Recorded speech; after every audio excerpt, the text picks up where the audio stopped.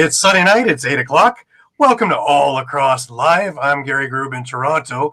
And with me, as always, I have Shawn Slaght over in Moose Jaw. Shawn, how you doing?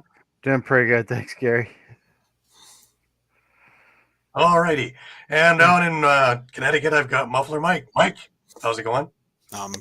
It's going great. Awesome. Is there a delay in my feed here? Seems like Might there's be. a Seems little like it. Roger's starting up early. Yep. like it's like every other week, isn't it? Anyways, we got a big show for you tonight. We got a lot that we're discussing. I hope I can make it through the show. Please, Rogers. Anyways, before we get rolling, just a reminder to everybody that all the episodes are streamed live across Facebook, Twitter, YouTube, Twitch, also Instagram Live. Remember to hit the subscribe, follow, and like buttons. Always share. Remember to tell your friends, families, co-workers, anybody about us. Please enjoy all of our affiliates that are along the Streampunk network, which includes CFL shows, cinema, combat, anything you can think of, we've got for you. If you missed a show, no worries. You can catch all the shows on YouTube at Streampunk Sports, Streampunk Cinema, Streampunk Combat, or even All Across All the Time. And when you come to our page at All Across All the Time, you can catch a whole whack of retro games, interviews, our library of shows, as well as a library of shows for NLL Lacrosse Talk, as well as we have merged with them as well. Remember, you can stay up to date with all sports by visiting streampunkentertainment.com with great articles from our huge staff of contributors. Also, a reminder that this part of the show is brought to you by 60. 60 is Canada's newest and most exciting sports uniform and teamwear brand, delivering top quality uniforms and teamwear that reflects the spirit and identity of each team. Their commitment to innovation and excellence sets them apart, ensuring that every customer experiences the perfect blend of style and functionality. Unleash your greatness with 60. Add Lax Talk 10 on your order for an additional 10% discount on your order. How do you get a hold of them? You can first off try the QR code on our screen, or you can go on to Instagram at sweet_60, and you can DM them from there. You can email Jim at info.sweet60@gmail.com, or go directly onto their website at www.sweet60.ca/60. Great stuff. And we're working on a brand new line for ourselves with a whole lot of other things, as well as the stuff that we already have that is up for purchase. If you'd like, DM us and we will get you prices. Well, guys, great week. Busy. Yep. We had another cancellation yesterday over in Owen Sound. Unique. It was the floor sweating. Apparently, it was ponding, not just sweating. It's been kind of warm here in Ontario. Shawn, you had one also cancel out in BC, didn't you? Yeah, BC Juniors. The Nanaimo and Langley is supposed to play yesterday afternoon, but due to mechanical issues with BC Ferries, the game had to be postponed. So Langley was supposed to go over to Nanaimo, and I guess they couldn't get across on the ferry. So. There's a first. That's something we don't get in Ontario. We don't have to worry about ferry boat. Getting over to an island. We might have to worry about streetcars. It's a ferry work? No, we're pretty safe on that one. Anyways, why don't we start out with some PGLL, Shawn? Sure. We can probably start off with the senior league here. So I guess yesterday afternoon, we saw the Saskatoon SWAT with a 12-9 win over the Regina Heat. Then on Saturday, we had the Standing Buffalo Fighting Sioux. They defeated the Saskatoon Brewers 15-10. And for you NFL or NLL folks out there, Jake Boudreau had a goal and 6 assists for the Fighting Sioux. Jeff Schattler had 3 goals and 2 assists. And Austin Shanks had 2 goals and 2 assists. And Mike Messenger had a goal and 3 assists in that game. And then we moved on to the Saskatoon SWAT. Saskatoon Brewers won 18-8 against the Regina Heat last night.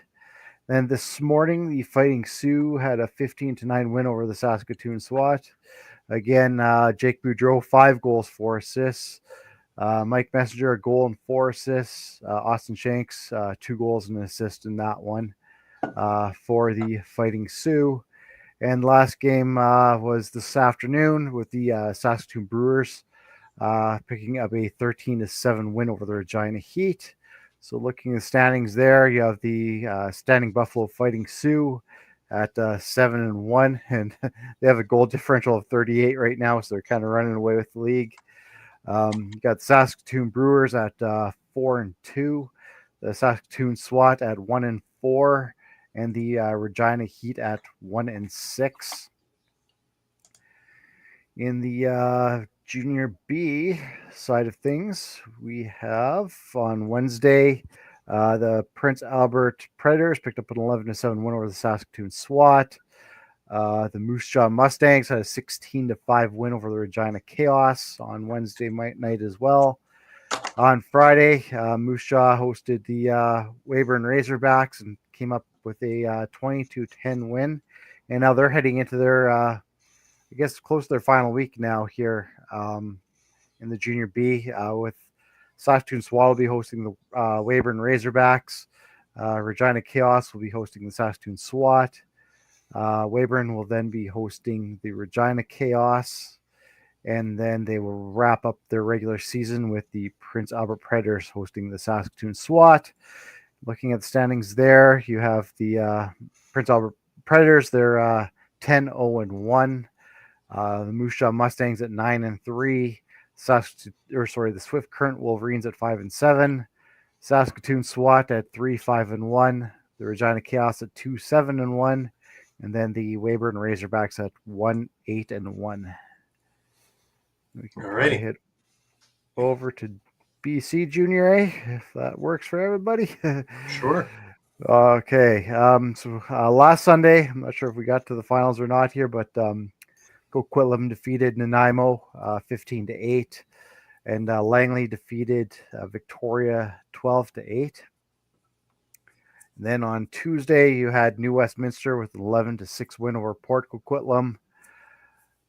New Westminster had picked up a 7-5 win against Burnaby. Burnaby tried to make a late comeback on that one, but just kind of fell a bit short. The Coquitlam Adnax, who've just been a wagon this year, 12-4 win over Langley on Thursday. Then the next night, they defeated Delta 17-4. Saturday, as we mentioned, the Nanaimo Langley game was postponed to a later date due to the ferry issues. Then you had Victoria with a 13-6 win over Port Coquitlam, and Delta picked up a 12-7 win over New Westminster. And actually, we do have a final from this afternoon. It was Nanaimo 9-3 over the New Westminster Salmon Bellies. So with those standings, you got Coquitlam Adnax at 9-2, Victoria Shamrocks at 7-4, Delta Islanders at 7-5, Nanaimo Timbermen at 6-4, New West at 6-6, Langley Thunder at 4-3, Port Coquitlam Saints at 4-8, and then the Burnaby Lakers at 1-10. And I will try to make my way here through Rocky Mountain Junior A. It is a bit of a mess here, but yesterday at 3:00, the score I have here is 9-3. Raiders over Miners, but it's not showing us a final right now. Also on Saturday night, the Mounties defeated the SWAT 9-5. And then this afternoon, the Miners defeated the Mounties 12-9. And this evening, the SWAT were playing the Raiders, and it just says it's over. So I don't know the score there. But looking at that standings as it sits right now, at least, you have the Okotoks Raiders at 8-0. You have the Calgary Mounties at 6-3. The Edmonton Niners at 4-3. Oh, sorry. let me go back there. The Mounties are 6-3-1. The Miners are 4-3-1, and then the Saskatchewan SWAT are 0-12. That should do it out west. Wow. Busy. Yep. Over here in the East, Junior A, we had a number of games this week. Peterborough took on Kitchener, beat them on Monday, 10-7. We had Whitby and Oakville battle it right down to the wire, in which Whitby escaped with a 13-12 victory.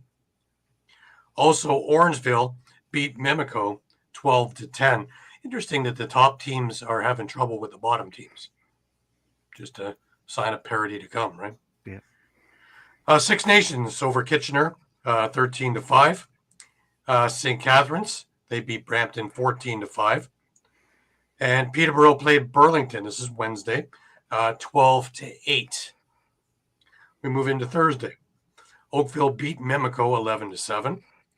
Toronto narrowly got by Whitby 12-10. Kitchener skated by Burley 11-10 over Brampton. Oof. And Mimico got by Whitby 12-11. Telling you. And then we had a defensive struggle. Orangeville and Peterborough got together.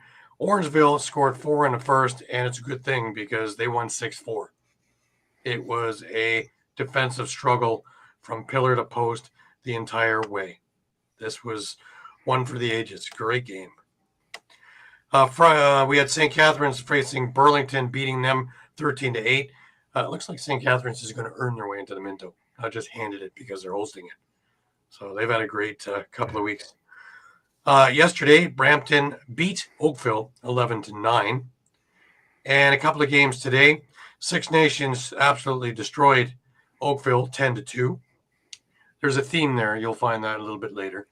And Orangeville is in the middle of a game at the moment, and they're tied with St. Catharines 3-3 in the second.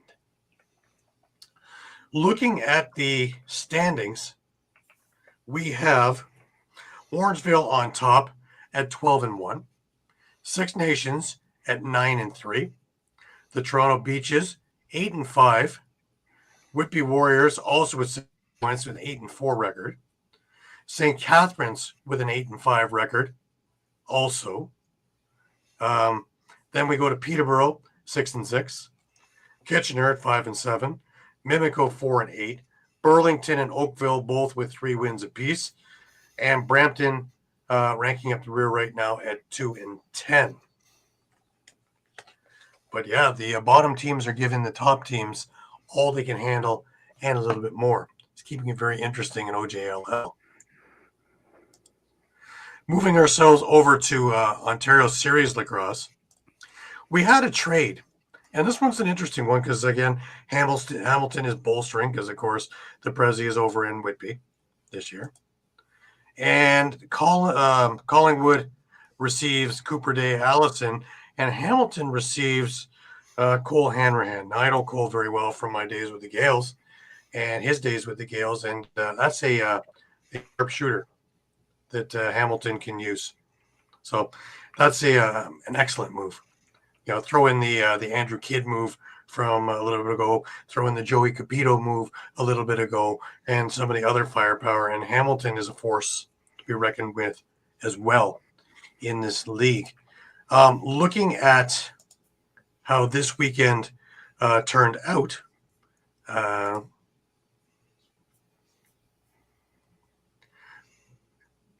Friday night we had Collingwood and Owen Sound, and this one was a back and forth affair that was a defensive struggle and a half. In fact, it took a couple of late goals from Collingwood to get them tied 5-5 to send this game to overtime. In overtime,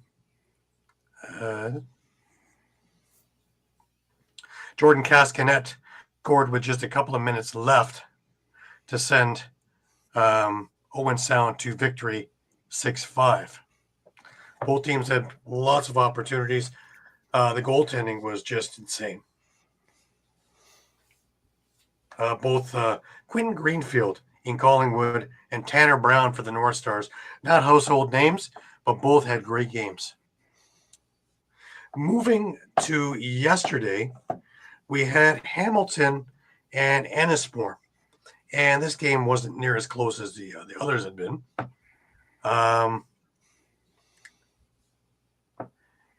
Hamilton comes out on top 14-8. With the James Gang putting in 2 strong periods, Hamilton was just too much to contain for all 60 minutes. Led by Gareth Hay, who had 4 goals and 9 assists, and Matt Gilray with 3 goals and 4 assists, the Bengals exploded for 6 goals in the third period, winning the game 13-9. Remember, that means Gareth Hay was involved in every single goal. Not a bad day at the office.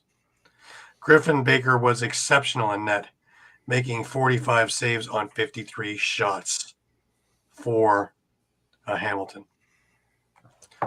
Moving to today's games, you had Six Nations and Ennismore facing off against one another. And, well, like I said, a theme with Six Nations.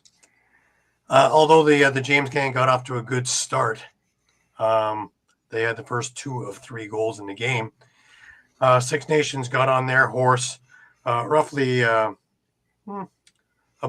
4 minutes into the game and never let Ennismore back in the game. In fact, Ennismore didn't get another goal in the game.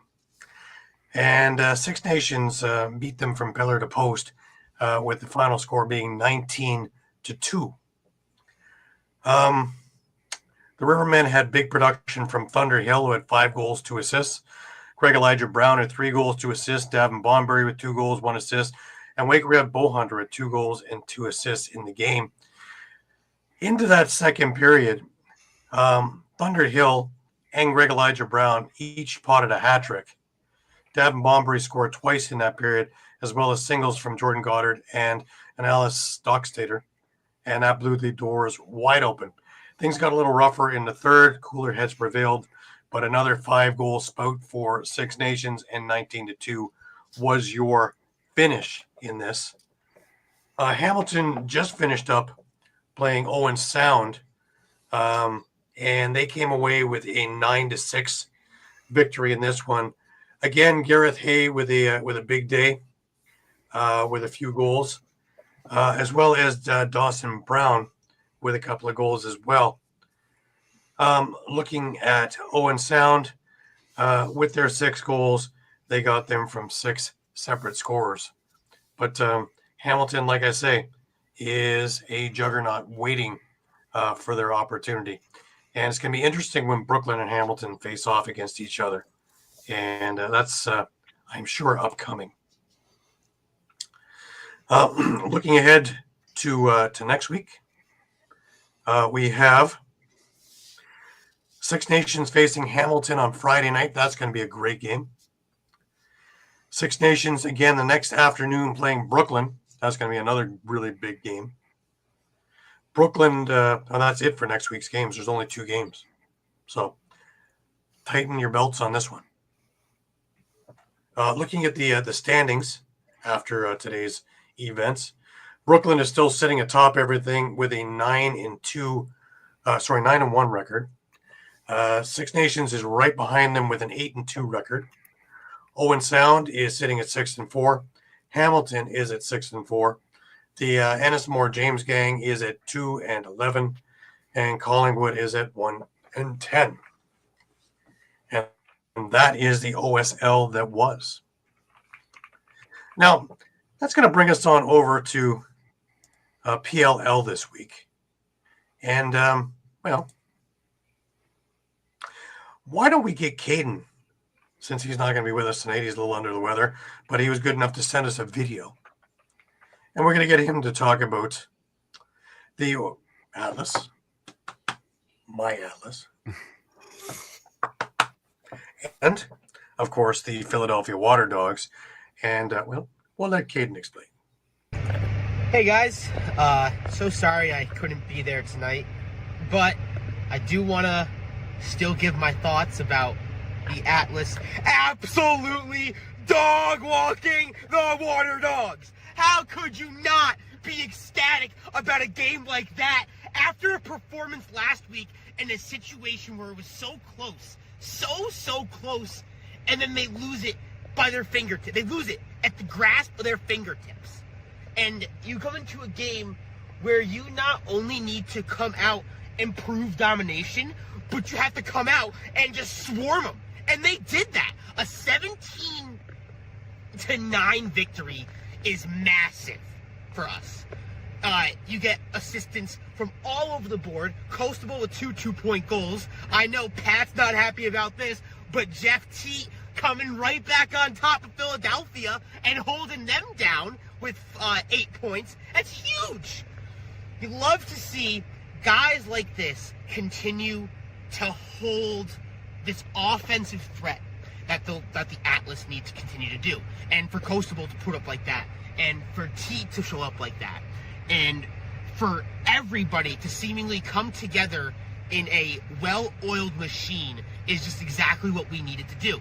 And on top of that, having Danny Logan back at that short stick mid was massive for the Atlas. I mean, I talked about it last week.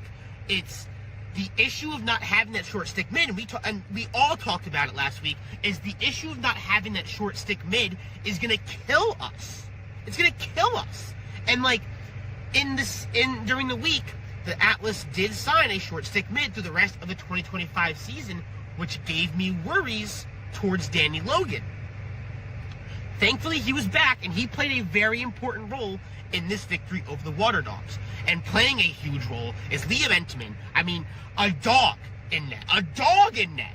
You gotta thank the fighting. You gotta thank Notre Dame. And I thank Notre Dame for a guy like that. Liam Entenmann is a dog. And not only does he shut down the Water Dogs, he hits a career high in saves. Like, everything for the Water, everything that you needed to go well for the Atlas went well, and everything that was going wrong for the Water Dogs went wrong. I know we talked about it. No points on the 2-point goals from the Water Dogs. That just kills it. But I am very ecstatic about this huge victory for the Atlas. We are back next week, and I will also be back next week.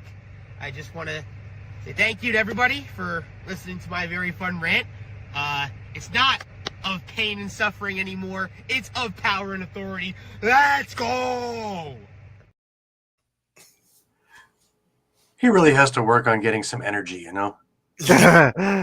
It would be great if there was a little bit of enthusiasm in his report.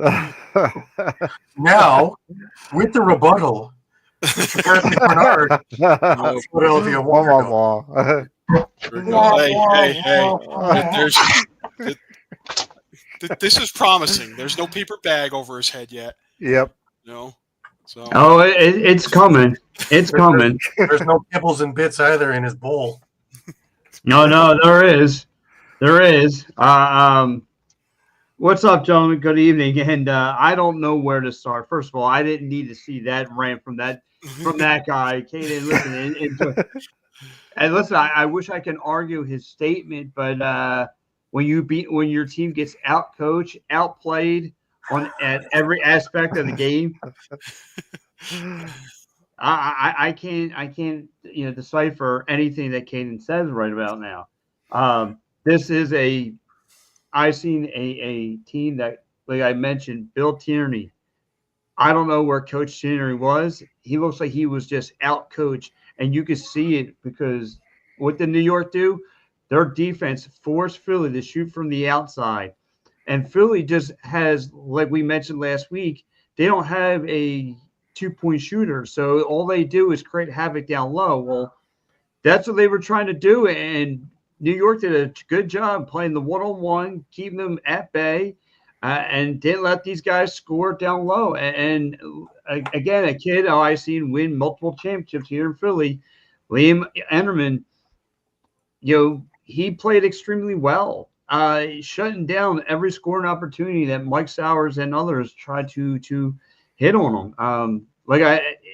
It's befuddling how to watch a team, like I said, on offense and defense not have an answer. Jeff Teat, like my nightmares of Jeff Teat coming in, rocking this Philadelphia Water Dogs team came to a reality. He rocked this team. He was a one-man wrecking show on Saturday. It was 5 goals, 1 assist. I mean, he dog walked the Water Dogs out Baltimore. He dog walked them single-handedly. So Michael Sanders was on back of a milk carton. Karen McCardle was a who. I mean, it was pretty bad. It was pretty bad. But like I said, Jeff Teat just single-handedly beat the brakes off this Water Dogs team. Dog walked them. 5 goals. It was nasty. It was nasty. Yeah, I mean, I'll agree with obviously both of your guys' assessments. It was only 11-7 after 3 quarters. It looks a lot worse at the end because they kind of disappeared in the 4th quarter. But I will agree, partially with your assessment on kind of how Bill Tierney's handling some stuff. I'm concerned that he is a little too cautious about their transition game. And the goal that I'll point to where I'd like to see more of this out of the Water Dogs, and this might jumpstart their 2-point goal game, because they do have 2-point goal shooters. They've got Connor Kelly. They've got Ryland Reese. They've got Matt Witcher. Ben Ware, too. One of their top draft picks. But that Matt Witcher goal where Marcus Hudgens, picked up the ground ball, got it out of his stick right before he fell out of bounds. Mm-hmm. Taylor picks it up, feeds Witcher. Witcher, I think he stepped on the line, but would have been if he was, a half step shorter. But that play particularly, that's I think what we need to see more of from the Water Dogs. That kind of transition and moving quick. And I mean, I'll use maybe this as a reference. It's not perfect or doesn't align perfectly, but we see how California's been doing this year with Coach Anthony Kelly's mindset of let's attack immediately when we're winning faceoffs. They're using the short shot clock off a faceoff to their advantage and really pressing aggressively, more aggressively than any other team in the PLL, right off of faceoffs when they're winning possession. They're taking advantage of that 32-second clock. And I mean, I don't know how many goals they've scored on the 32-second clock, but I wouldn't be shocked if it led the league. I hear you, Mike, but the problem I'm having, though, and I agree with a lot of your assessments, like they definitely needed to get into a rhythm of 2-point shooting. But when I see Mike Pressler just completely outcoach Bill Tierney, it does have me scratch my head a little bit. And like I said, that New York Atlas team kept Philly off balance, whether it was a transition game, whether it was down low, getting creative, whether it was shooting from the outside. Like that's the superstar in Jeff Teat. Like he can control the pace of the game. He can survey the field, find who's open, draw the 2-on-1s, because if you don't defend him, he'll make you pay the piper. And if you leave him 1-on-1, he'll still make you pay the piper, because then he can find the mismatch that he wants just by using his vision. But like he's a game changer. He's a playmaker. And like I mentioned, I had nightmares about that guy. Well, the nightmares became a reality. Like that guy was going to get his. And we did nothing to stop it. And it didn't help it that Liam Enneman was a juggernaut between the pipes for New York Atlas. Career high in saves. So I mean, he brought that. Again, I don't know what it is. Last week was Pat Kavanaugh shined great against the Water Dogs, and now it's this kid. I don't know. So let me ask. I mean, we talked about this. I mean, we talked about this all season with the Vancouver Warriors, and how things turned around once everyone started buying into Kurt Malosky's philosophy. Is this a problem with the guys not buying into Bill Tierney's philosophy? Where remember we got to we got to keep in mind a lot of these players were on the team when Andy Copeland was coach.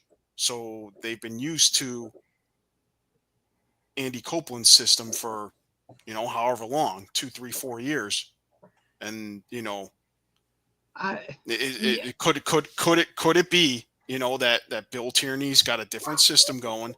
It's a little more conservative with the transition. It's a little more cautious, and maybe the guys aren't fully bought into it yet.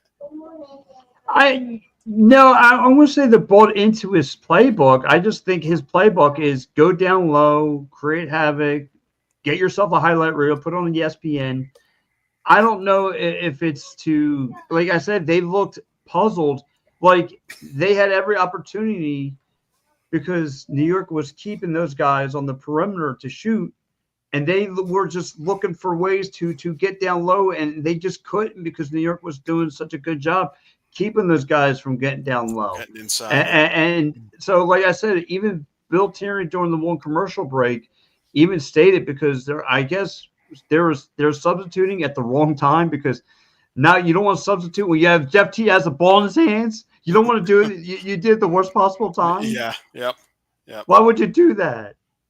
But I mean, he said it blatantly. So again, I'm pretty sure he's going to have a meeting with this team. I mean, giving up almost 20 points, 20 goals is ridiculous, no matter how you look at it. And this was a New York team, again, with their backs kind of against the wall, almost let a victory slip away last week. Well, they want to make sure that they had no brakes on this card. It was all gas. Like, they want to keep their foot on the gas pedal at all times. That was their biggest message.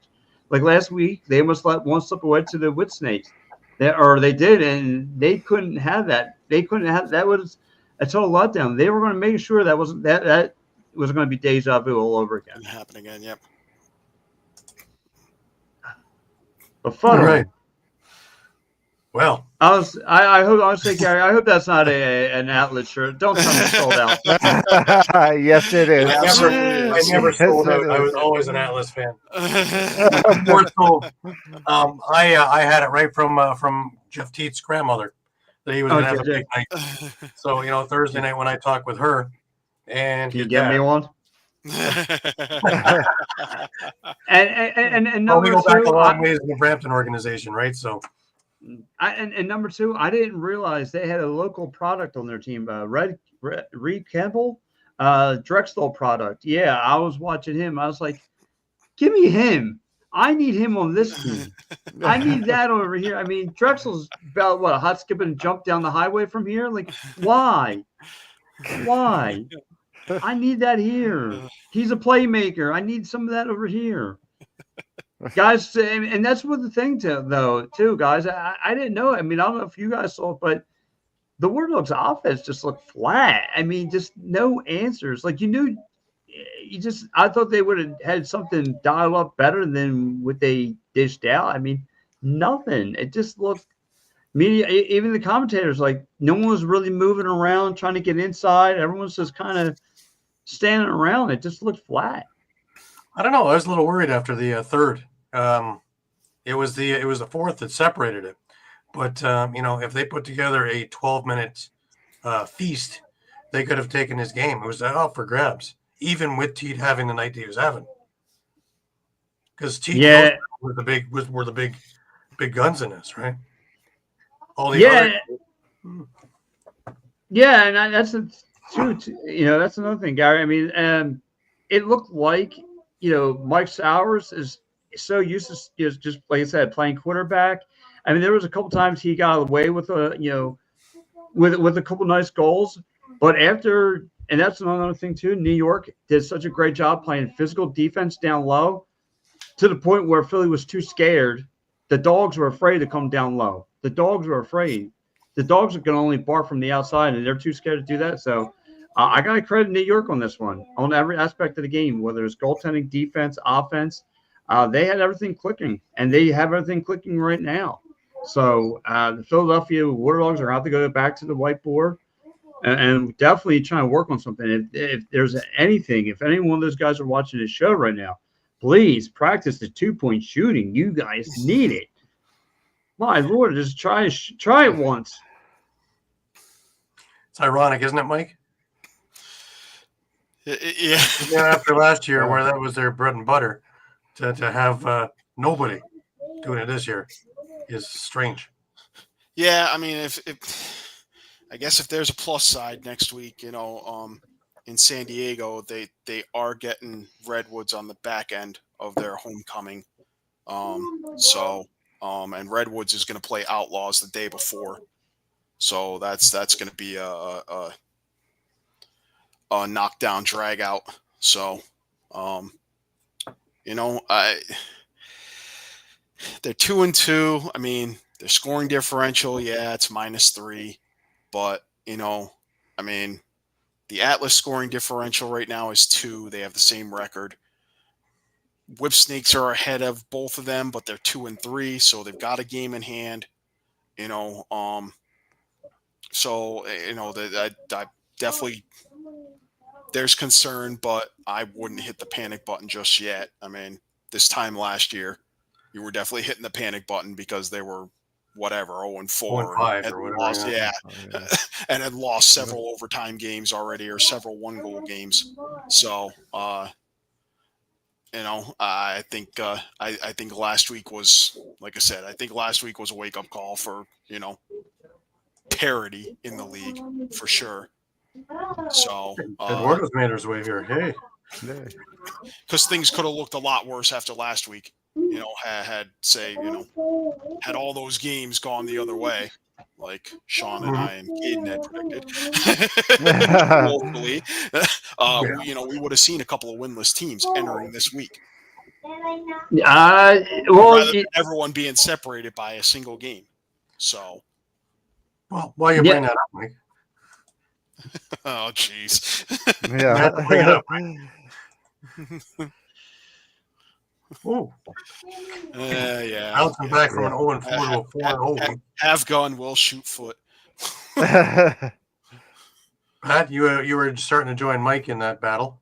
No. Yeah, I'm not far behind either. That's a 500 week though. I had 3-1, and we'll get to that Denver game in which I would be 4-0. I gotta find out which one I got right. I mean, that's the part that worries me. I think I got Boston. But hey, Mike, you want me to raise the stock on this Water Dogs team in my Philadelphia Sports Power Rankings? It's not going to happen overnight. I told you we got to pump the brakes a little bit. We got to pump the brakes. I definitely want the Water Dogs to succeed here. I realize they're a young team, but everyone else is in the PLL is pretty young, so no excuses.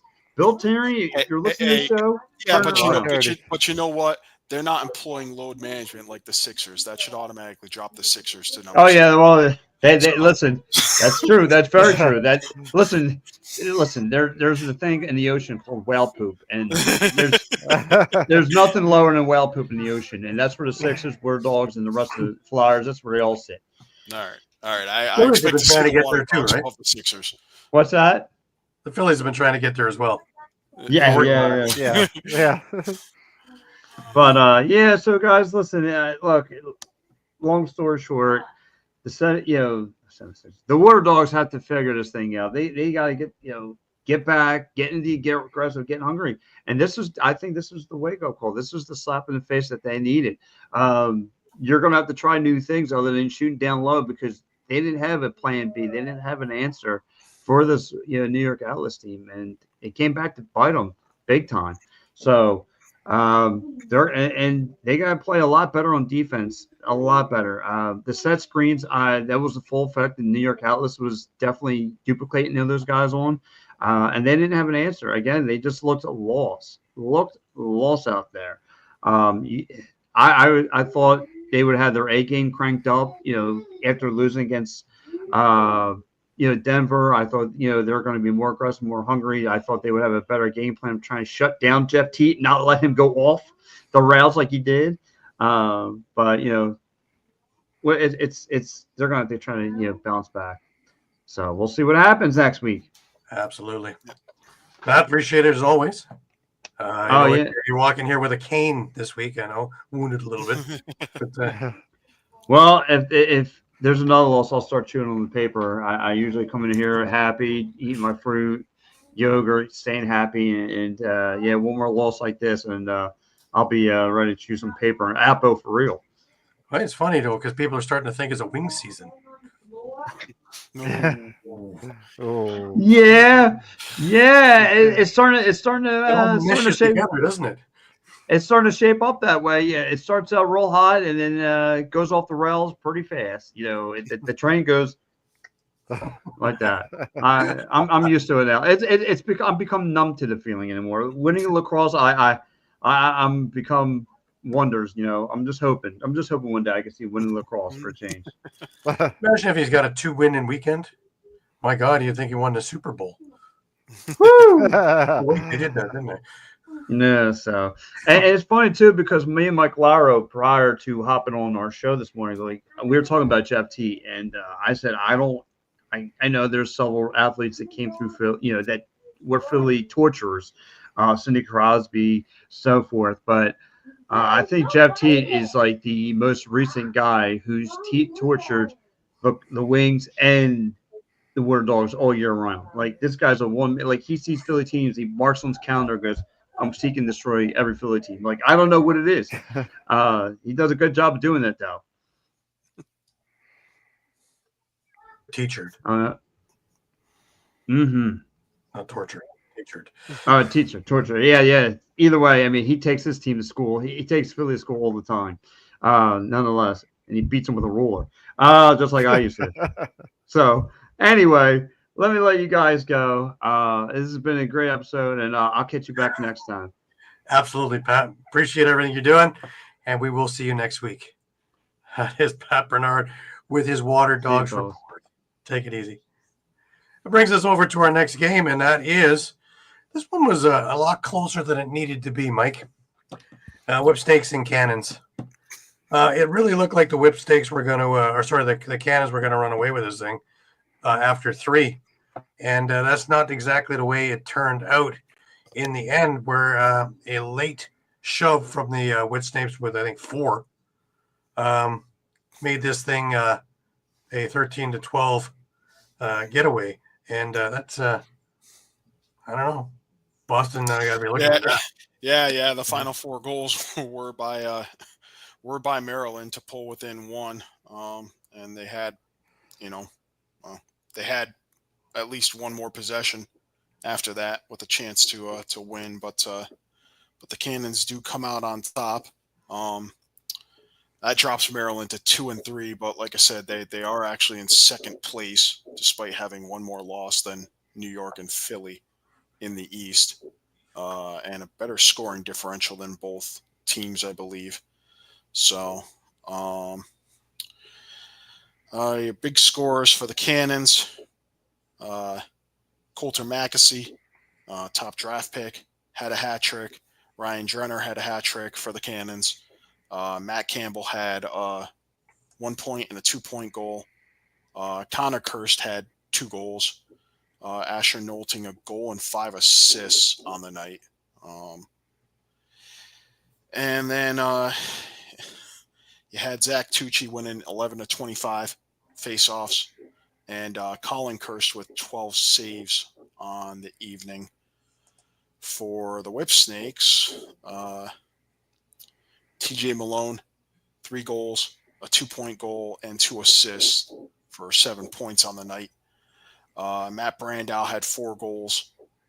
Rob Pennell had 3 assists. And I think that he set the record. He did. Right? He set the all-time record for assists. Passing Ryan Boyle. Brad Smith had a pair of goals. Aiden Carroll a goal and an assist. And Joe Nardella, 14-23 on the faceoffs, 9 ground balls. And Brendan Krebs with 10 saves in the losing effort. Just to talk about Rob Pennell for a second, that's incredible. 293 assists. Yeah. Yeah. He needed a few in this game to get there, and he got them, and they were beauties. His record-setting one was just absolute beauty to Matt Brando. Just a gorgeous pass. Yeah, and he's slowly but surely moving up the all-time points list too. believe he's in third or fourth all time now, Mhm. and he's probably only about 50 or so points, maybe Right. even less out of the all time lead. So a couple more seasons, and we could see an new all time points leader. Pretty crazy. But again, that game was a lot closer than it needed to be. And somebody in the Canada's needs to re-examine because that can't happen, especially as the season gets on. That can't happen Yeah, taking their foot off the gas in the fourth. entirely. Now, we watched that also in the Denver-Utah game, which was played today. And I was sure the way that Utah was playing in that first half that they were just going to walk all over Denver. And I would be wrong. Yeah, the Outlaws shut the Archers out for just short of the last 20 minutes of the game. 19 minutes 55 seconds. They were held without a goal.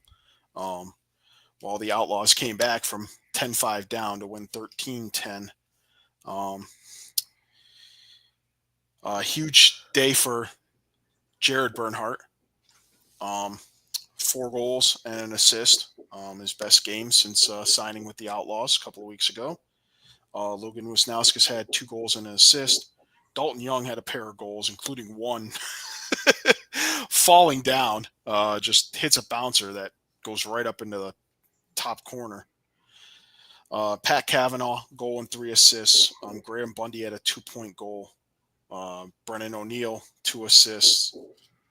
Luke Weirman, 14 of 25 on faceoffs, 7 ground balls, and Logan McNaney, 16 saves, second straight start and second straight win for Denver. So they've evened up their record when things looked bleak a couple weeks ago for them starting out.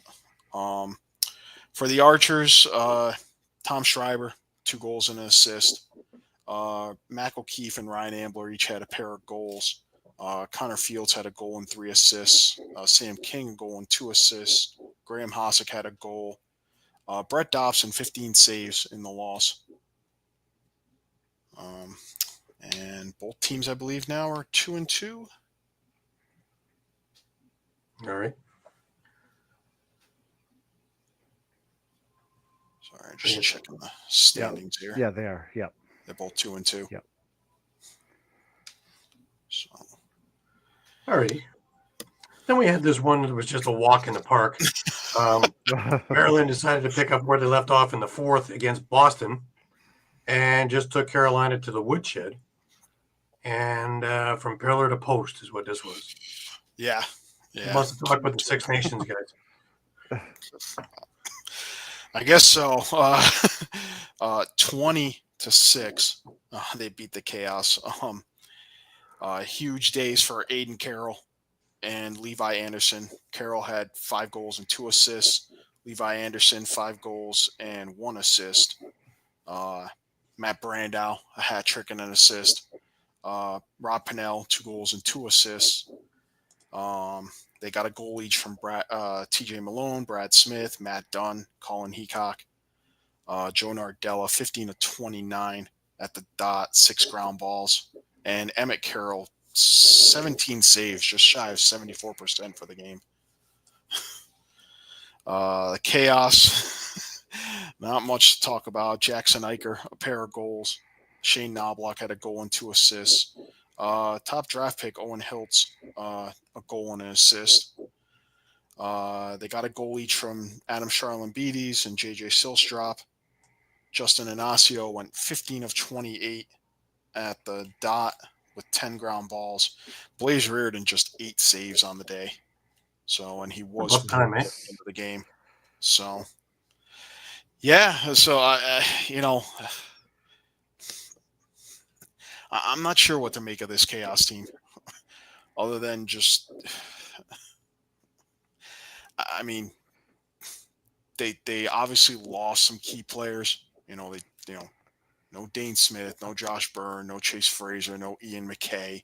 That's definitely definitely hurts. But it's not like they didn't add some pieces, like Adam Charlambides, like Silstrop, um, Jackson Iker obviously, has had a pretty good rookie campaign so far.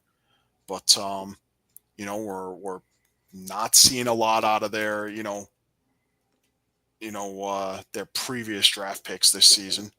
Shade Knobloch struggling, Ross Scott is struggling, Eric Dobson struggling on the offensive end. So, and I mean the defense is still good, but I don't know.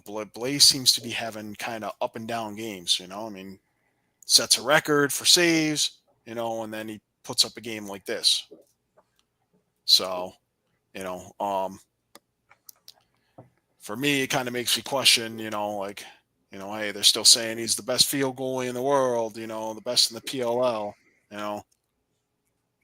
To me, it certainly looks like Brett Dobson or Liam Entenmann.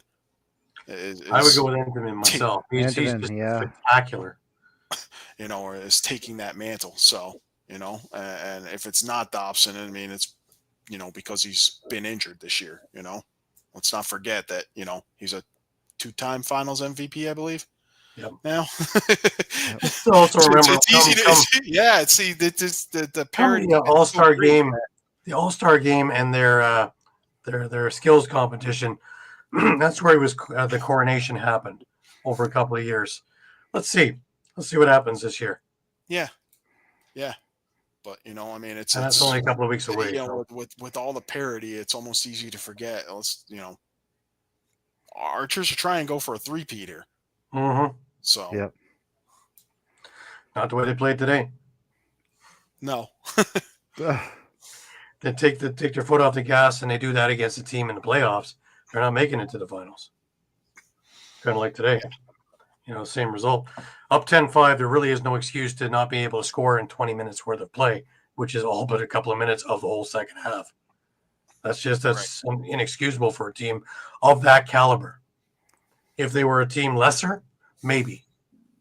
But of that caliber that's looking to 3-peat, that's inexcusable. Yep. They need to be plan B, plan C.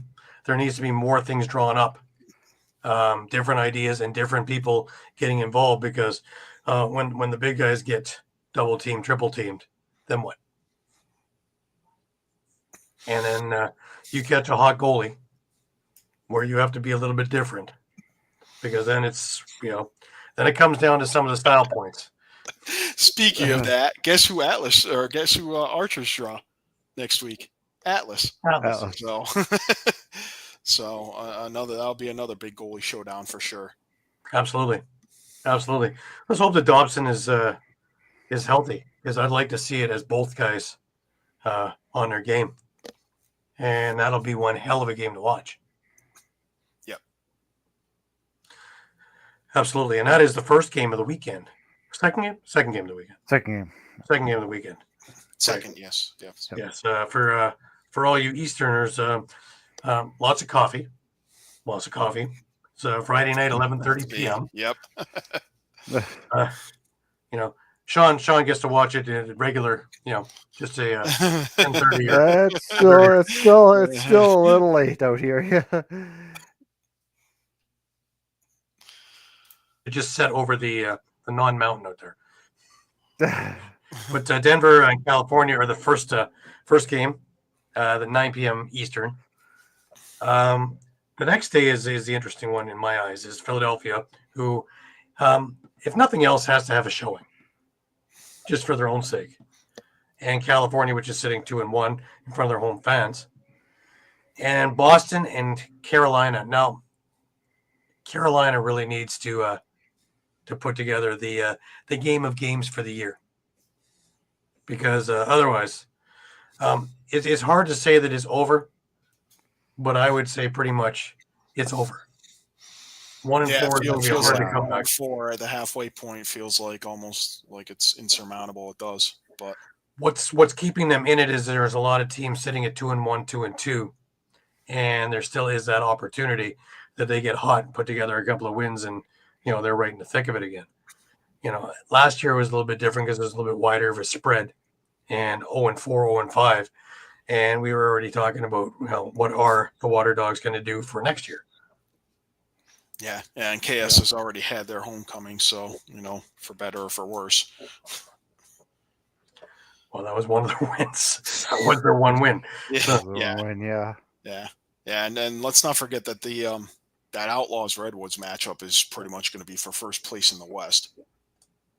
And Redwoods already has a one zip advantage there in the series. So Now tell me that the Ravels aren't the smartest guys in the room, because the following week is the July 4th weekend, and they have their All-Star game, All-Star weekend on Friday and Saturday. So skills and then the game. Plenty of opportunity for people to get there, even though it's in Kansas City. So not exactly the hotbed of hotbeds, but still. Relocate. I can't argue with the decision to pick a new location for something like an All-Star game to try to get the crowd, exposed to it. Mm-hmm. So, they'll also have the WLL All-Star game will be that weekend as well. So, I know they interviewed some female players today that were super excited for what's upcoming 2 weeks from now. So, right.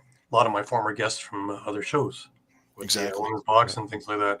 Some great gals who are just actually playing in Victoria over this next little bit for that tournament that the Women's Box Lacrosse Global Network is putting on. So that's going to be a big thing too. So they're going to get a lot of exposure and a lot of solid games over the next little bit in the summer, which is great. Which is what we need. All right, and that is the PLL week that was. Moving along, and we head on over to the MSL this week, and we had some interesting stuff this week. Now we had a trade. Of course, Peterborough and Six Nations are the only ones that seem to make trades, and add in the other team that you want to fleece. And this time around, it was Coburg and Peterborough. And Peterborough sends over Tommy Collins and a third-round pick and some future considerations to Coburg. And in return, they get Braden Saris. Now, this brings us over to our first game of the week. Why not make a statement right off the hop? Oakville and Peterborough get together at track. And there's a number of homecomings coming in here. Nick Rose in his return to track, even though I think it just was walking down from his office in track to go to the visitors' change room. I think somebody had to lead him away from the other door and send him over to, no, you're in 17 and 18 there, down the road. Okay. But, yeah. So the Lakers came into town, and, the Rock put up a tremendous fight in this game. As the game went on, this was a defensive struggle. Nick Rose's homecoming was grandiose. He made 52 saves in a 7-6 victory. Landon Kells was also as impressive for the Rock. He made 45 of 52 saves in the game himself. But both Rose and Kells have been spectacular through two periods, making a combined 64 saves up until that point, where Peterborough was up 4-2 with a period to go. The Rock put up a battle. They actually took the lead with Tyler Hendricks getting a goal on a 3-goal run. But Adam Thistlewaite had a lot to do with this. He assisted on the game tying and the game-winning goal, which was scored by, you guessed it, Braden Saris with the game winner with a couple of minutes left. And Peterborough walks out with a very narrow 7-6 victory over the Oakville Rock. Tuesday night, Coburg heads on over to Six Nations. And, well, not as close. The theme all night has been Six Nations takes teams to the woodshed. Well, Six Nations came away with a 16-7 thrashing of the Kodiaks in this game. Another week, another dominant performance for the Six Nations Chiefs. Coburg did show that they were a feisty team. They battled really hard through the first period. It was 6-3, but the score was not indicative of the play. Lane Ruska had a solid first, making 17 saves in that period. By the end of the second period, Brad Cree, Larson Sundown, Shane Jackson, Ryan Smith all had a pair of goals each as Six Nations took over the entire flow of this game. For the Kodiaks, Alex Marinier continued his hot night, scoring both Kodiak goals for a hat trick in the game. Doug Jamieson continued his consistent play, making 28 of 33 saves on the evening to that point. While the Kodiaks continued to play hard into the third, Six Nations just were too powerful to contain. They outscored Coburg 5-2 in the third, coming away with that 16-7 victory. We turn our attention over into Wednesday, where Owen Sound and Brooklyn faced one another. And, well, we're back to these nail-biting finesse games. And Brooklyn comes away with a 9-8 overtime win. This game had just about everything in it. Andrew Kidd was playing for Owen Sound, Steve Orleman for Brooklyn in net. Thoroughly entertaining game that went back and forth all evening and finally ended with Taggart Clark, who had 4 goals on the night, botting his 4th at that point. Brooklyn won narrowly 9-8. Chris Bouchy, 2 goals and 2 assists, and Nate Woods, they added a pair each. Orleman made 32 saves. Andrew Kidd was excellent. He made 45 saves on the night. Jackson Webster was a standout for Owen Sound, 3 goals and 5 assists, and he was involved in all the North Stars goals. Isaiah Moran Weeks, 2 goals, 4 assists, also had a huge night for Owen Sound.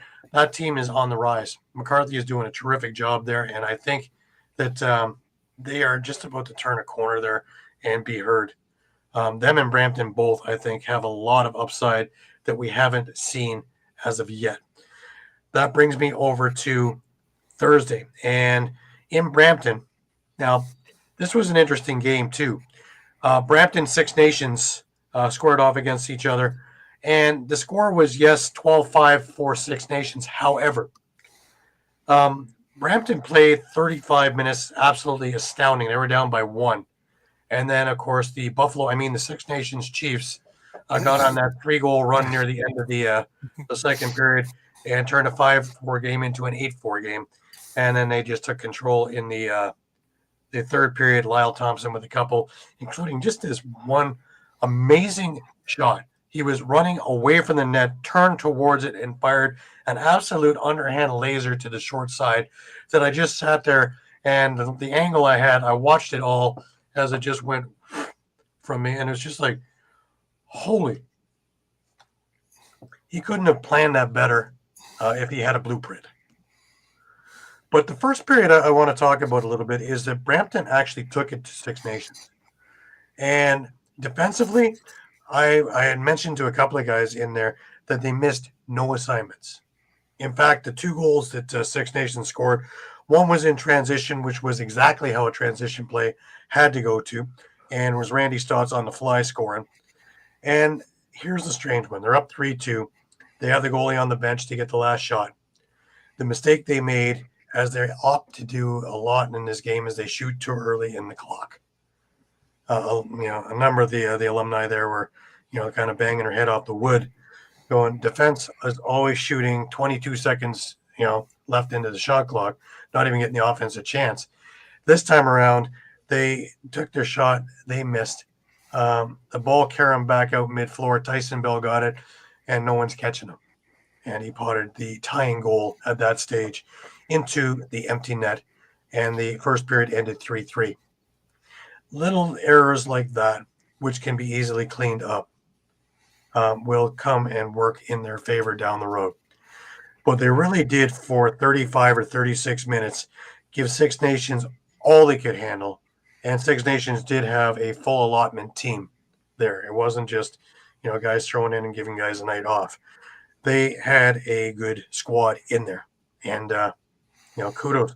I really like I've said before, what Brampton is doing. And, you've got Beazle and you've got Dan Teat on the bench, and they're working their magic. Slowly but surely, a very young thing. Now, Shawn, you'll be interested to know on this one. Mike Triolo signed just before the game, and he was in a Excelsior's uniform as well.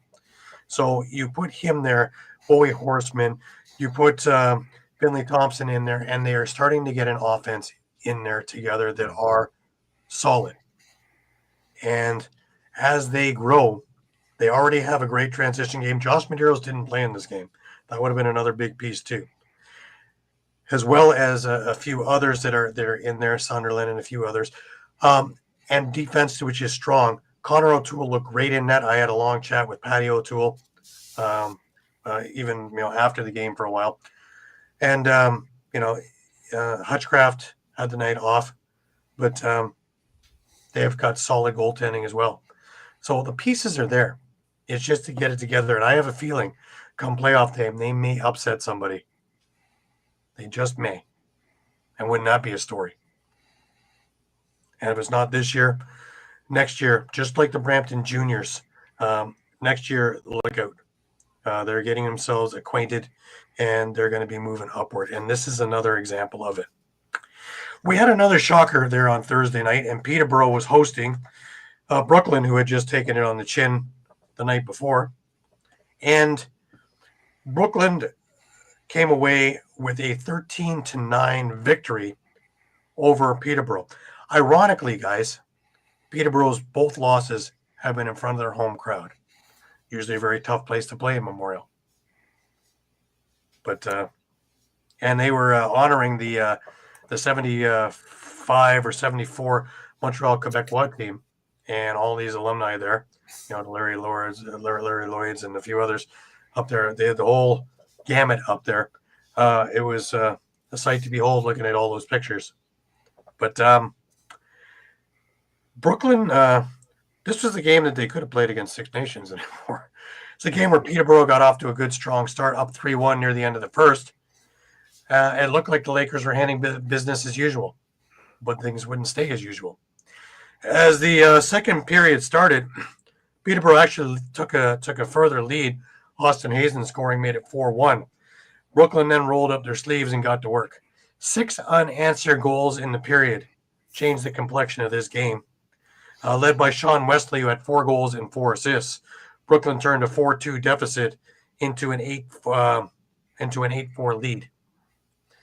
Third period showed just how much was at stake, with this getting a very aggressive 20 minutes. 87 minutes in penalties were issued in that period, as both teams were posturing for the future. Yes, just a few little scuffs here and there, 10 goals divided amongst the teams, 5 each. And that is how the third period ended. So if you wanted a game that had everything, including beforehand of seeing legends, this was where you wanted to be. You had legends, you had scoring, you had fisticuffs, you had quick play, you had great goaltending, and you had an upset. A little bit of everything in my eyes. But Peterborough comes to another loss, as Six Nations now jettisons themselves into first place in the league. Saturday, we had Brampton heading out to Owen Sound, and it was an even first period, 2-2. Then the teams had to start putting on galoshes because the lake started forming. And midway through the second period, when the score was 4-3 for Owen Sound, the game was postponed due to the floor being unfit to play. Now, to me, just me, coming back from Herbeski, in which I watched referees take helmets off because they couldn't see through their visors anymore with the rain pouring, where guys looked like they were skating into corners, and when they were scooping, take an inch of water into their stick to pick up the ball. A little strange. But, on a concrete floor in Meaford, you don't really want to have somebody break a leg going into the corner for a loose ball. They will reschedule this down the road a bit. So that was it on Saturday. Just finished up in Coburg. And another one. It's another wow game. You had Steve Orleman in net for Brooklyn and Jackson Brown in net for Coburg. And this one, it was tied 4-4 after one. It looked like Coburg was going to run away with this thing. It was 7-5 after two. And Brooklyn put together a late comeback and fell just short, losing 11-10 to Coburg. Brooklyn, another night with a lot of shooting. They put 59 shots on net. Jackson Brown had a really good evening. Orleman made 49 shots for them. He made 48 saves, 38 saves on the night. Not a bad night. Taggart Clark got it all going for Brooklyn. However, the Coburg Kodiaks came back with a pair of goals from Zach Thompson and Alex Marinier, who had a big night in this game as well. Will McLeod on the power play. Also, then a couple of minutes later, he went and got them the lead again. But Marinier with the next couple of goals, and he had a first period hat trick. Taggart Clark got his second of the game, and we were 4-4 after one. Ty Thompson, just a minute and a half into the second, gives the Kodiaks the lead. Taggart Clark, with his third of the night on the power play, ties it up, and then Coburg takes over the rest of the period. 2 goals in 26 seconds near the end of the period by Marinier and Ty Thompson, and they're up by 2 heading into the third. Justin Lee for Brooklyn in transition off a Ben McDonnell pass 5 minutes in, brings him within 1. But Ty Thompson on the power play, followed by Dante Koulas, and Coburg looked like they were going to be back in the saddle. Sean Wesley got a goal, but Zach Thompson answered back for Coburg. Wesley again, but Aaron Woods answered back. And time was starting to dwindle because there was only 2 minutes left in the game. Will McLeod scores just 16 seconds after Woods gives them a couple of goal lead, and then scores again with 24 seconds left in the game to bring Brooklyn within 1. They just plain ran out of time. But what a heck of a game this was to end the week that was in MSL. So looking at the standings,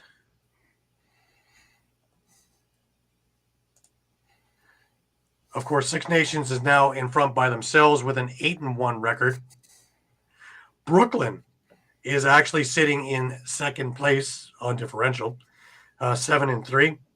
Peterborough is at 7-2 in third. Coburg is in fourth, 4-6. Owen Sound at 3-5. Oakville at 2-6. And Brampton at the craziest 0-8 that you've ever seen, which could easily be 4-4. Looking at their differential, it's a minus 19, which means roughly 2 goals a game. Right? That's not too bad for a team that is 0-8. You know, they get their offense moving, and we're going to start seeing wins in the column there. I guarantee it. Looking into next week, there's some big games involved here. Monday night, Brampton is in Oakville, and I am really, really curious about this one. I am even going to go on a limb and saying I think that Brampton can pull this one off. They have taken Six Nations. They've taken Peterborough twice to 1-goal games.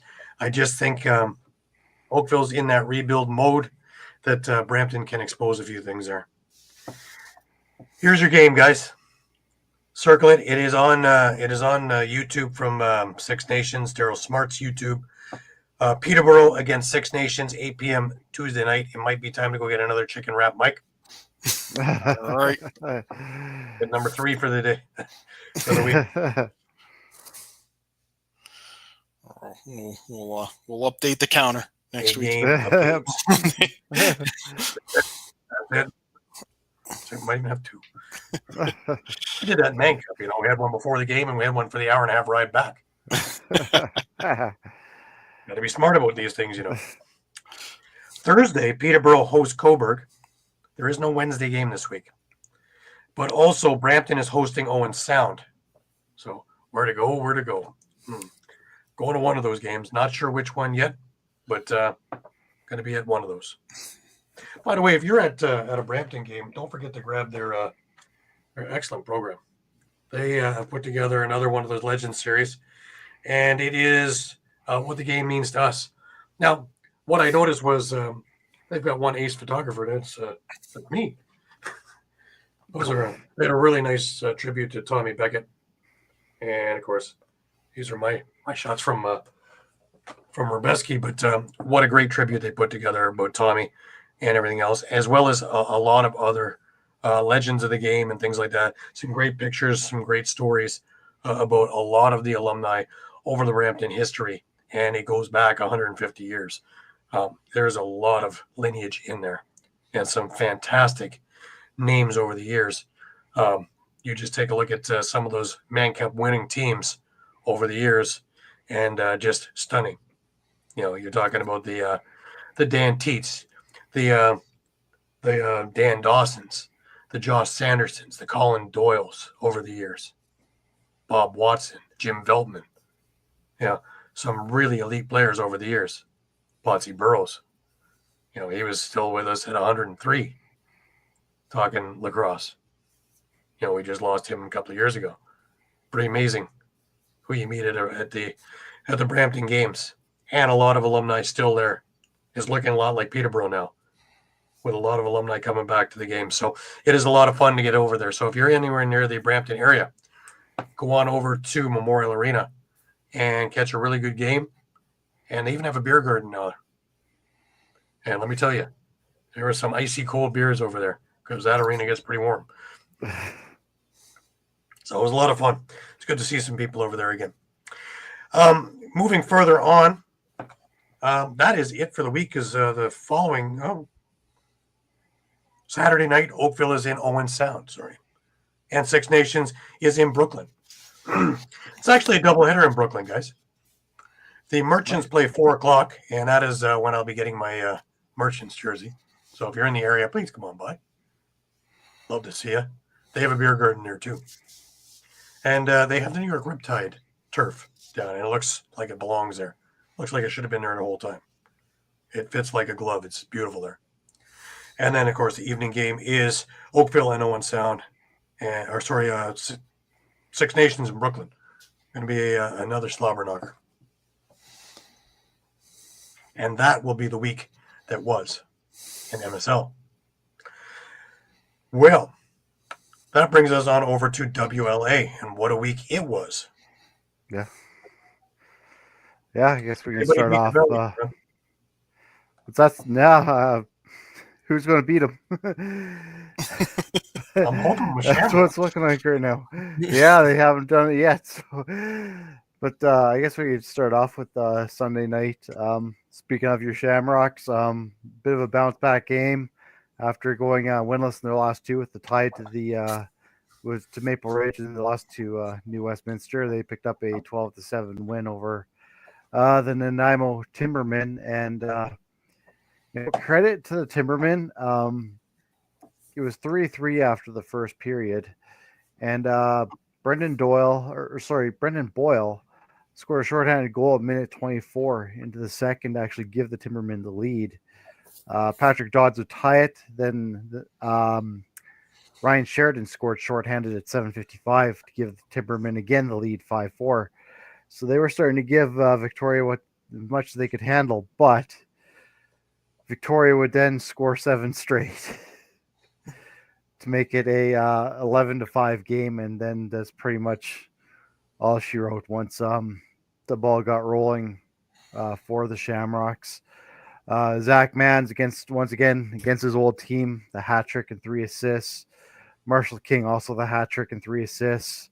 He had a hat trick from Patrick Dodds, 2 goals from Andrew Q, a goal and 3 assists from Cole Pickup. Cameron Dunkerley got the starting goal, stopped 41 of 48 shots. And for Nanaimo, he had Ryan Sheridan with 2 goals and 3 assists. They got a couple of goals from Mason Pine, a goal and 2 assists by Boyle. And in goal, Colby Bowman got the start, and he faced a lot of rubber. Stopped 43 of 55 shots. Nice.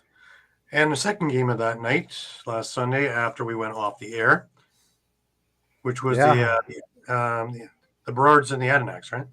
Yep, Berards and Annex, and this one went to overtime with Coquitlam picking up the 10-9 win. So at this point, and we'll get to it, standings did change a little bit later in the week, but I believe this put Annex into second place at the time. And really, the Berards were down by 2 early in the third period. Then they got goals from Dagan, Carlson.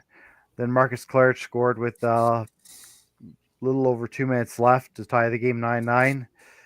Then only 42 seconds into the overtime period, James Ray scored the game winner for the Adnaks. And Ray had a big game, 2 goals and 4 assists for Coquitlam. Keen Moon, a goal and 3 assists. I had a pair of goals from Jalen Chaster. Again, of course, Christian Del Bianco in goal, stopped 36 of 45 shots. And for the Berards, Reese Porteous, 2 goals, 4 assists. Garrett Winter, 2 goals, 2 assists. Marcus Clarich, a pair of goals. Dagan Carlson, also a pair of goals. And Brandon Humphrey stopped 38 of 48. And again, even that loss, we've been talking about this Maple Ridge team, like the record is a lot better than what it, or they've been playing a lot better than what the record shows. They've been really taking these top teams to task.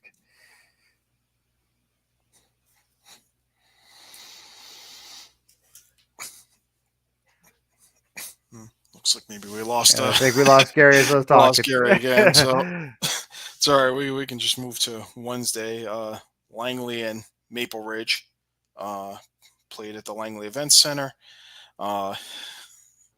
Langley coming away with an 8-7 win, but the Berards actually fought back from down 7-3 in the third period to tie it before John Phillips scored a game winner with less than a minute left in regulation. Phillips finished the game with 3 goals and an assist. Chase Scanlon had 2 goals and 2 assists. Connor Robinson, 2 goals and 2 assists. Nathaniel Kozevnikov with a goal for the Thunder. They got 3 assists each from Toru Morimatsu and Nathan Lamb. And Caleb Kahn, 51 saves in the win. For Maple Ridge, goal and 3 assists for Marcus Clarich. Goal and 2 assists for Dagan Carlson. Garrett Winter had a pair of goals. They got a goal each from Anthony Kalinich, Riley Lowen, and Declan Fitzpatrick. Brandon Humphrey, 41 saves in the loss.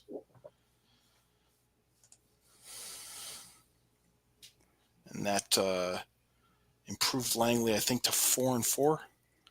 So it's creating a bit of a divide because Langley's 500 and they're in 4th place, and everyone else, everyone else below them is sitting on 1 win, and in Maple Ridge's case, a pair of ties. So, all right, that brings us to another Bellies game on Thursday. Yeah, and Westminster stays perfect, 9-7 win over Nanaimo. Maybe a little bit of concern for New West as they were held scoreless in the third period, though, in this one. They did hold, though, a 9-4 lead heading into that third. Nanaimo was able to pick up 3 goals in that third period, but not much more. And this was really a game of runs after Terrell Hamer Jackson gave New West the lead 6 seconds into the game. Nanaimo went on a 3-goal run to take the lead. Then the Bellies went on a looks like an 8-goal run to make it 9-3. Then a 4-goal run by Nanaimo to finish off the game. So it was really a back and forth battle where momentum was just wild, swinging like wild. For the Salmon Bellies, he had Hayden Dixon, hat trick, and an assist. He had 3 assists from Ryan Martell, and a goal and an assist from Brandon Goodwin. In goal, Justin Getty got the start. Actually faced a lot of rubber, making 43 saves on 50 shots. For the Timberman, Luke Pilcher had a hat trick and 2 assists. Pair of goals by Ryan Sheridan, a couple assists by Colton Lidstone, as well as 2 assists from Lucas Olson. And in goal, Devlin Shanahan.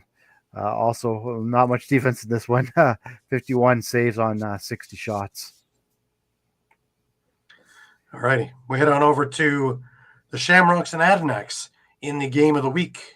Yeah, this was the big game because, this was the battle really for second place. Adenauks had come away with the win. They put some ground between them and Victoria. However, Victoria came out with the 8-4 win, which is huge because that puts them back in second place in this kind of back and forth battle between Coquitlam. And big game for Chris O'Reilly. 31 saves and shut out the Adenauks in the second and third period. Really, the only 4 goals that came from Coquitlam was in that first period, and 3 of those 4 goals were right off the bat with a 3-0 lead for Coquitlam. But again, Shamrocks, some way similar to Buffalo. Like once they get rolling and you get them those long runs, they're hard to beat. Because the Adenauks were up after the first period 4-2, but then 6 unanswered goals through the second and third periods ended that one as well. And for the Shamrocks, Andrew Q, big game for him. Hat trick and 2 assists. Goal and assist from Patrick Dodds, 2 assists from Brody Wade. Chris Wardle, a pair of goals for the Shamrocks. And like I said, Origlieri, 31 of 35. And like I said, he stopped 25 shots alone in total between the 2 second and third periods. For the Adenauks, Adam Noakes, a goal and 2 assists. David Cherney, a goal and an assist. Riley Isaacs, a goal and an assist. And Christian Del Bianco, 44 saves on 52 shots. Wow. And then we headed over to Burnaby, where the Lakers are hosting the Maple Ridge Burrards. Yeah, and it looked like a potential upset, for, if you will. Burnaby actually had leads of 6-4 and 8-6 during this game. The 8-6 lead was entering the third period, and Maple Ridge came out in the third and pitched a shutout, scoring 4 goals, and keeping the Lakers off the board to win 10-8. Marcus Klarich continues his hot season for the Burrards. 4 goals, 2 assists. Garrett Winter, 2 goals, 3 assists. Got a goal and 2 assists from Reese Porteous. Dagan Carlson and Declan Fitzpatrick each had a goal and an assist. Brendan Humphrey, 36 saves in the win. For Burnaby, 2 goals from Silas Richmond. 2 goals, 2 assists for Jack Charbonneau. Ben McDonald, a goal and 2 assists. Thomas Vela, a goal and an assist. Keegan Milenachuk had 39 saves. Did get replaced by Mark Russell Ripberger, who had a couple of saves. But Burnaby falls to 1-8 on the year. Right. We move on over to Nanaimo, and they host the Salmon Bellies. Yeah, and New Westminster moves to 8-0 with an 8-6 win. And really, for the most part, this was all Salmon Bellies from start to finish. Held a 2-1 lead after the first, up 6-4 after the second. Then they exchanged goals. Hayden Dixon and Tyler Pace scored in the third, as well as for New West, and Lucas Olson and Thomas Faison scored for Nanaimo in the third period. Once again, Hayden Dixon leading the way, 4 goals for the Salmon Bellies. Again, have an outstanding season. Tyler Pace, a goal and 2 assists. Will Malcolm, goal and 2 assists. A pair of goals by Mitch Jones and Jacob Ruwe with 3 assists as well for Salmon Bellies. Once again, Justin Getty in goal, 40 saves and 46 shots. Nanaimo, again, a big game from Thomas Faison, 4 goals and assist, 4 assists from Colton Lidstone, pair of assists from Luke Pilcher. Other goals came from Ryan Sheridan and Lucas Olson. And again, Devlin Shanahan faced a ton of rubber again, 51 saves on 51 saves on 59 shots. Right. And going as we're speaking, the Timbermen had a rough weekend this weekend. They faced the 2 tough ones in, of course, Coquitlam tonight and the Salmon Bellies last night. So, and 2 nights before that, they've lost twice to the West this week. Yeah, that's tough. Yeah. Tough little schedule there. Yeah. Current score 10-6 Coquitlam in the third. And that's just recent because it was 8-6 for a while. And it's just in the last 2 minutes, 2 goals for Coquitlam. Yeah. 6 minutes. Keen Moon and Jalen Chaster with the last 2 goals. Yeah. Yeah. So this will be mercifully over soon. Yeah.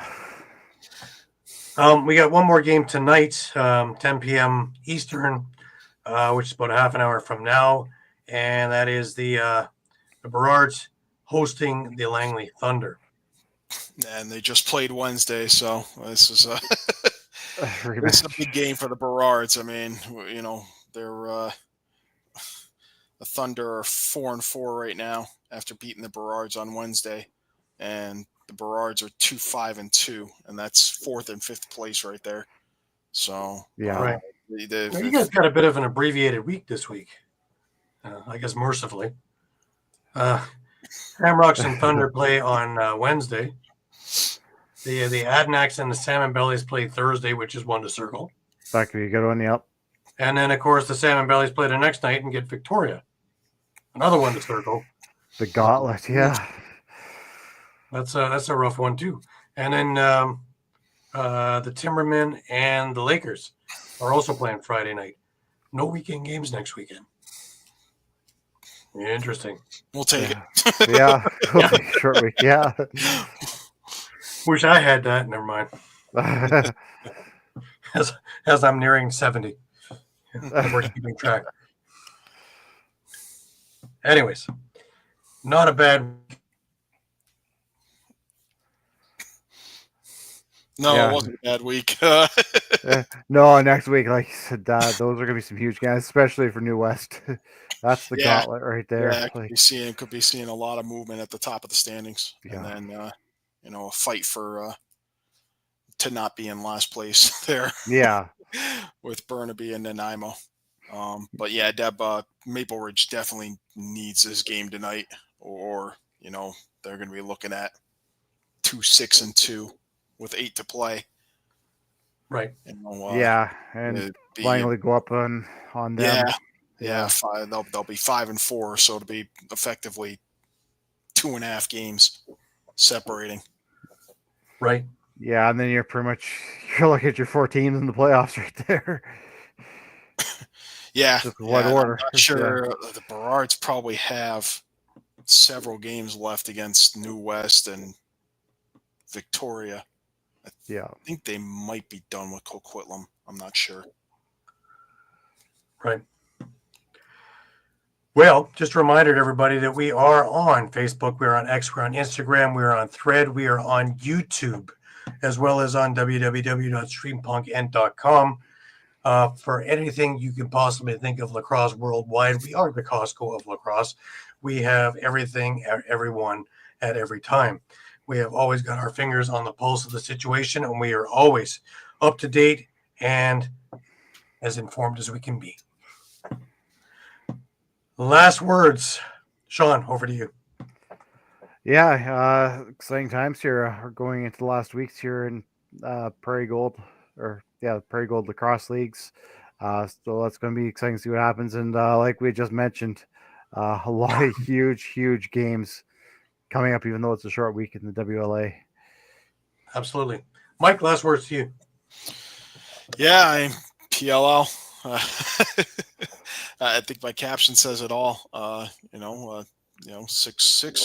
Six wins could be enough to take a top seed here, which is crazy to think. But there are some big games next week. Outlaws Redwoods rematch.